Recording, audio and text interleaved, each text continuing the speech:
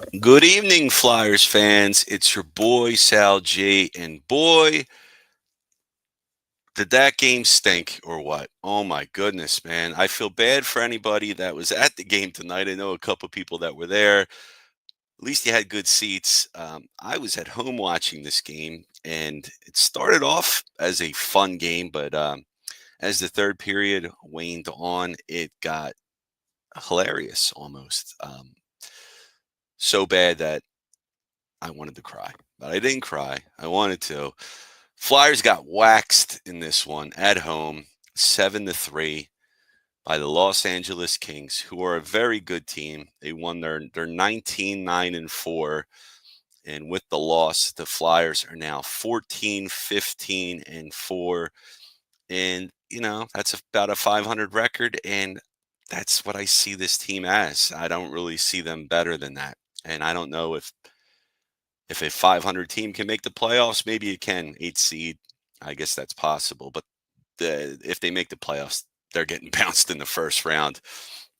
This team needs a lot of help, a lot of pieces before it can be a contending playoff Stanley Cup caliber type of team. What you saw from the Kings tonight, that is the type of team you would like the Flyers to be. Um, they just got manhandled. And, it's a back to back game for the Flyers. The Kings, they didn't have a back to back game. They actually came to town yesterday.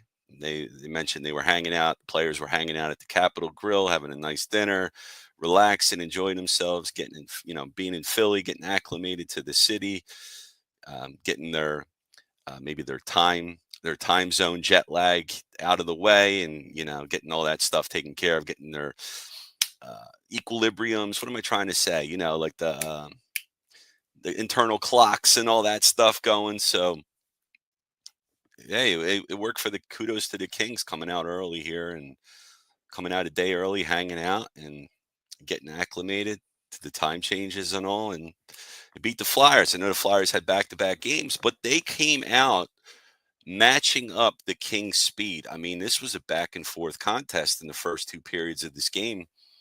I mean, you could even say for the first part of the third period, first quarter of the third period, then it started to get out of hand. But Flyers made it the game in the beginning, and they didn't have a bad second period. They had a second period where they scored a couple of goals. I, I think ended with a +1, which is pretty good when they coming into this season for this season alone in the second period. Flyers have like a -20 differential in goals scored in the second period. So for them to come out of this second period against the Kings being +1 with the goals, I thought that was a win in itself. Fortunately, though, you don't win by winning periods. You have to win the entire game. You have to play for 60 minutes. And there's just too many mental lapses, defensive lapses. I mean, this is the second game in a row where I saw two Flyers players just collide, smash into each other. It didn't lead to a goal in this game, but in last night's game, that collision ended up costing the Flyers a goal. That friendly fire. Uh, and I don't think these guys should be running into each other like that. I mean, it's in the open ice. It's not like it's along the boards or something like that. So tough, tough night if you're a Flyers fan to watch this. I know some of the fans here that watch. I feel for you. I really do. I didn't like watching this game. It made me sick. I'm coming down with a cold, and I'm blaming the Flyers. I'm blaming the Flyers for getting sick. But there's things that we need, and we're going to get into that. But Flyers might need a goalie because Sam Erson's in goal. And before he was hurt, he was pretty good. But maybe he's not as good as we think. And that's why you have Fedotov up here. I Sorry, forget it. Kolosov was in goal tonight, but he got waxed. Erson didn't have a good game last night, but Kolosov had a terrible game today. We have Fedotov up here. I was wondering if maybe there was a chance he was going to start, and then Kolosov was going to start on Saturday. I don't know what the point is of having Ivan Fedotov up here. unless you think Urson's hurt. It doesn't make sense. I mean, you're not going to get anything in a trade prior for Fedotov. If you cut Fedotov, probably nobody's going to pick him up so he can clear waivers and you can send him back down. Again, I don't know what the strategy is of having them both up here. Maybe the plan is to trade Urson. Who knows? Maybe the Flyers pull a rabbit out of their hat and say, "Hey, we'll go with Kolosov and Fedotov during the rebuild, and we'll flip Urson. We get the most value for him." I don't know, because I don't think Urson's the number one goalie. But what you're seeing from Kolosov right now, that's not number one goalie. I don't think that's backup goalie. Uh, letting up 6 goals. One of these goals was an empty netter, but it's tough to watch. The Flyers need a defenseman, a number one defenseman. That's clear. Emil Andre played tonight. The healthy scratch carousel continues in John Tortorella's doghouse.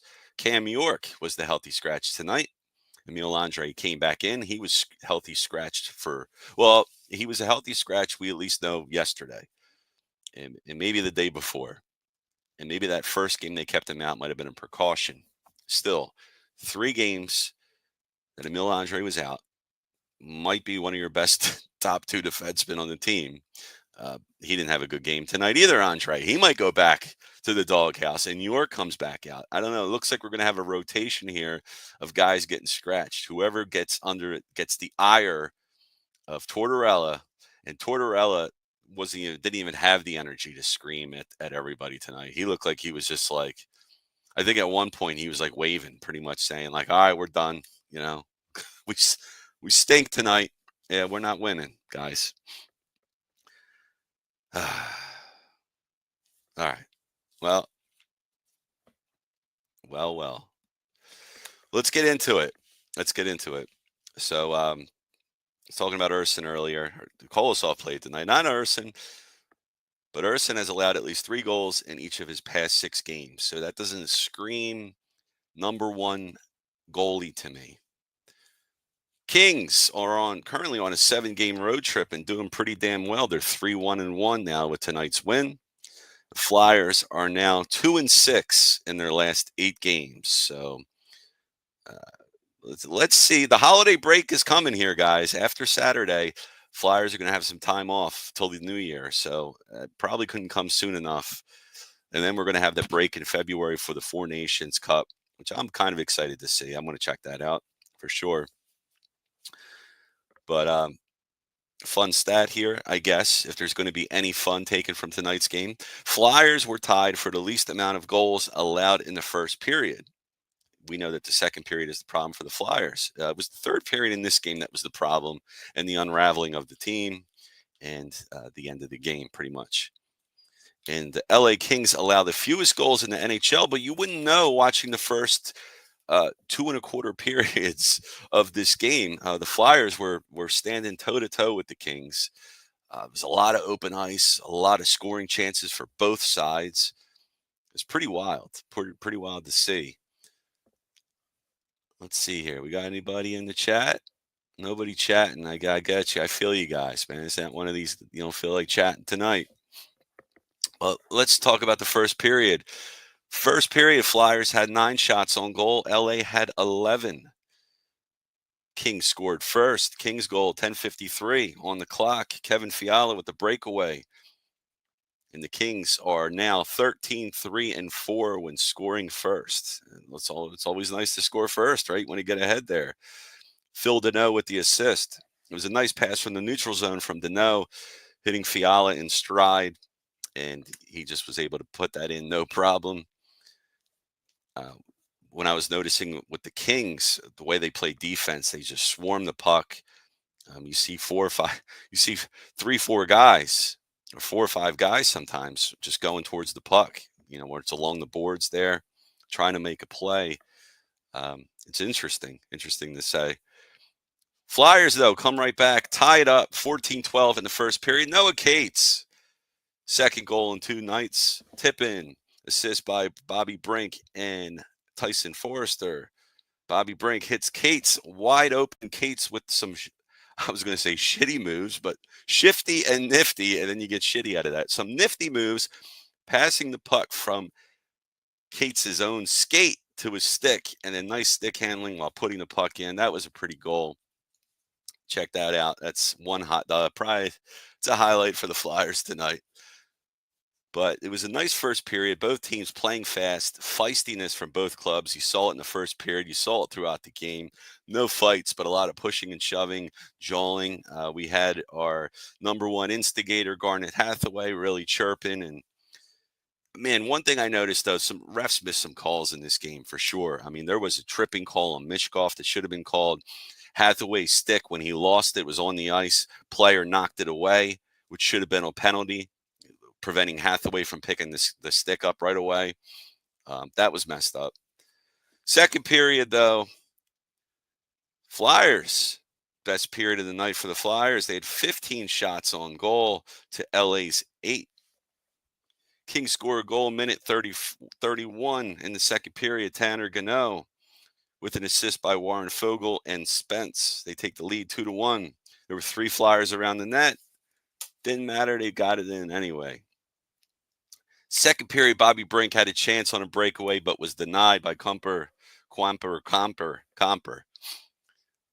And just tons of scoring for both teams to start out. Flyers had a chance as the puck went across the goal crease, but it never went over the line as the goalie ended up clearing there. That would have been another goal there for the Flyers, but it just couldn't get a break there. I mentioned Michkov not getting the call on the penalty. It was a shot on goal, and as he's going towards the boards, Kings player just puts his stick out. I mean, it was an obvious tripping call. Hathaway was there to Hathaway and some guys were in there to mix it up, jaw a bit. I think Coots was in there. Maybe it wasn't Hathaway there if it was Michkov line, but some guys were sticking up for Michkov there. They didn't like that stuff. I mean, that's BS, but I guess that's the rookie hazing in the NHL. LA had a power play with 9:15 in the second period. It was a Forrester got hit with a high stick. Flyers were able to penalty kill. So their penalty kill is pretty decent. The other issue with the Flyers is their power play sucks. It's awful. The last 2 power plays the Flyers had in this game, they're just skating in circles pretty much. Kings were able to clear it, keep the puck away, shave 30 seconds here, 20 seconds here. On the last power play the Flyers had in this game, the Flyers had 0 shots on goal, 0 on power play. You're 5 on 4. Can't do nothing there. So if you can't score on a power play, you're in some trouble, I'd say. Flyers get a goal, tie it up, 11:30 in the second period. Tyson Forrester with the dump in. Scott Lawton shot the puck, got his own rebound, wrapped around. Puck got loose. Tyson deposits the loose change. Lawton with the assist there, ties it up 2-2. Flyers get another power play, 12:57. Talking about the power play, 13%, 28th in the NHL. That's not going to cut it, guys. Can we get it around the 20% mark, 18% even? Flyers didn't get a goal in the power play, but 7 seconds later, they were able to score. 15:04. Flyers goal. Tyson Forrester again, the wrist shot. Great pass to Tyson, who was right in front of the net. There was a pass by Frost. Put the Flyers go up 3-2 in that game. Kings come right back. Again, a seesaw battle. Defense. Come on, guys. 19:17 in the second. Kings get a goal. Kopitar, the center, the captain, with assist by LePerrier and Govrikov. Bad. I thought that was a bad move by Kolosov. It looked like he cheated early. He went for the dive. He didn't need to. Kopitar was able to get it around. It looked like a goal that he should have been able to. He would have won that goal back. I felt like he should have been able to stop it. It tied the game up 3-3. Third period, Flyers had only 2 shots on goal. That's a problem, fellas. When you're down in the game or you're tied and you're going into the third period, it always seems like you have these crappy second periods. You didn't have a crappy second period in this game, but your third period was atrocious. The game is tied. You can't do anything. I'm getting a headache right now. I'm going to take some Tylenol right after this call. right after this here. Minute 54 in the third period. LA gets a goal. Here it goes. It gets broken wide open in this game in this period now. Fogel with the tip in, puck shot wide of net, but Paling stick hit the puck a little bit. So did Fogel's. It deflected in. Maybe it wasn't enough because the shot was really wide. LA goes up 4-3. And then I talked about the missed call from the refs. Refs had a crappy night, in my opinion, for the Flyers. The Hathaway stick knocked away. That should have been a penalty. It wasn't called. 6:02. Flyers have another power play. Tripping call. No shots on goal with that power play. So all they do is just skate around. They do dipsy doos, dump and chase, chasing the puck back in the defensive zone, trying to bring it back up for a rush. Nothing. Just time's wasting. Time wasting. 10:39. They get another goal. LA does. Kopitar with the second tip in. Sweet pass to Kopitar at the net, and he knuckle pucks it in. Kolosov, I guess, couldn't do nothing about that. It was a funny angle and bounce. Well, what are you going to do? 16:23. LA gets an empty net goal. Byfield. Speaking of Byfield, there was rumors about the Flyers potentially trading one of their forwards to the Kings for Byfield, I believe. And I forgot the other player, but Byfield was one of the guys, I believe, that was talked about. I don't know. I don't know why. After this game, the Kings are probably like, nah, we're good. We're cool. Not even a minute later, LA scores another goal. This is the triple nail in the coffin. Kevin Fiala with the wrister, LaFerriere with the assist. And that's your 7-3 game, guys. That's the crappiness of the Flyers tonight. Gotta close. You're right, gotta close, man. Defense, bro. Up look at that trash. Got a close look up at yeah, you were at the game. My man Chris was at the game tonight. Front row seats for my man. I'm sorry, brother. You got to close. I thought you said you got to close. You do got to close, but you also got a close up look at that trash tonight. Yeah, man, that's a shame. That's a shame, brother. But yeah, man, if I didn't already mention it, because I'm a little frazzled, this is Clear the Ice on It's a Wrap Network. Please make sure you like. I can never tell which way my finger is going to go. Please make sure you like, share, and subscribe. It means a lot to us here on It's a Wrap Network, to me, to Maddie B, to Clear the Ice. But man, It's a Wrap Sports Network doesn't just cover hockey. No. We cover it all, friends. After the Eagles game on Sunday, tune in here. We have the Philadelphia Eagles post-game show, The Birds Fly By. I'll be hosting that, so make sure you check that out. Every week, Matty B has his show, Birds Blast with Kyle Quinn. Matty B also has his nightly show, The Final Word, with Matty B, Sunday to Thursday. You probably already heard him bitching about the Flyers a bit. Every Monday night, 7 p.m. Eastern, you could tune in to my show, Sal G's show, The Wraparound with Sal G. That's me on It's a Wrap Sports. And just announcing there, our buddy and good friend, Mike Lauro, joining It's a Wrap Network in February at Mike Lauro Sports. Check him out. He's going to be doing Flyers, Phillies, and I'm going to try and get him his own show here. He deserves it. But check this out. Clear the Ice. Yeah, I was back-to-back, man. I'm not tired. I went back-to-back. I'm doing all right. Matty B's going on the bump Saturday against the Columbus Blue Jackets. Let's see if we can break this losing streak, because we're now at 3 losses in a row, and that is the streak you don't want to have, friends. Fly till you die, and they died. Yes, they did. They crash landed tonight, brother. Sure did, man.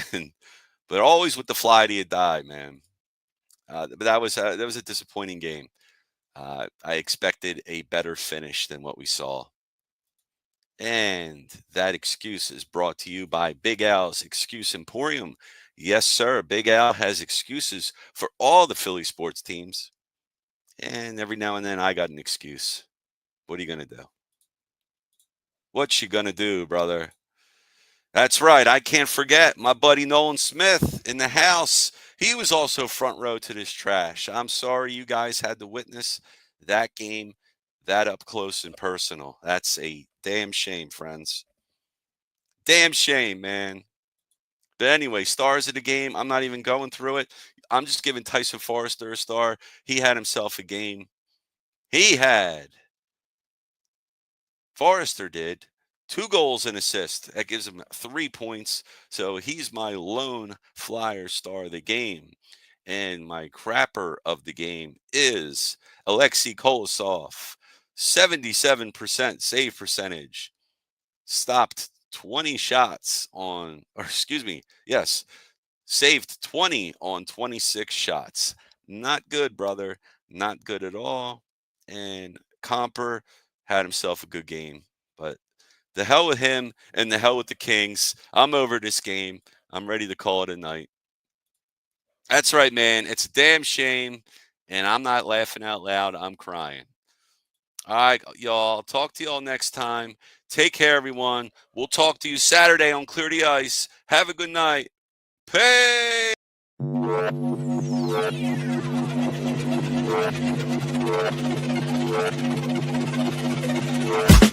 I've been coming up hot for a minute. Everybody know the drop when I'm in it. I drop the top when I'm in it. Everybody know the drop when I'm in it. Yeah, I'm so. Everybody know I'm you know when it click through. Try to send this box to be a so big